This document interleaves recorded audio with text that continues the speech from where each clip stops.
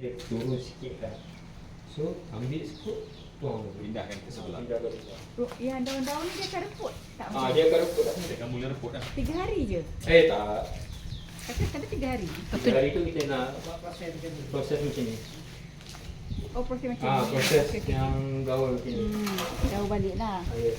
Nanti Naim kita buat kat kebun kita Naim. Punya saya. Alah, aku buat kat. Tak ada. Kau buat kat sini. Kau buat kat atas. Kita kena beli tong ni. Saya punya Siapa nak lubangkan tu? sampai dah. Lubang ni ada mesin. Ada. Ada mesin. Alat ada semua. Oh, okey. Saya hardware kat sana. Dia ni. So 3 hari ni dia mungkin air tak settle lagi kan. So kita tambah dia lagi ni. Dah macam kacau simen. Ya. Akak dia nak tunjuk tapi kita dah advance dulu dah. Dia nak tunjuk proses kan.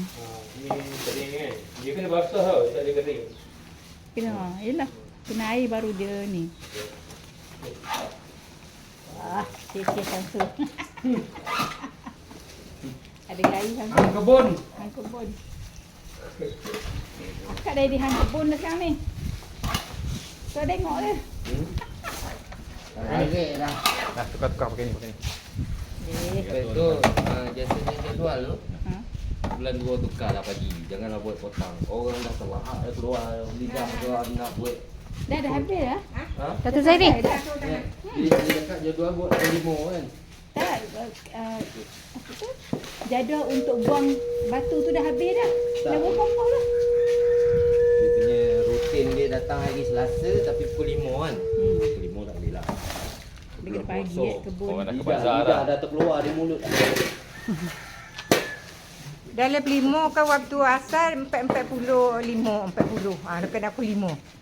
Dia boleh tukar pun nanti. Dia kalau petang dah mau dah kak. Iya, baik Kita pun pagi. tak langgar bentuk ni kau. Pagi segar je. Ada dia tu.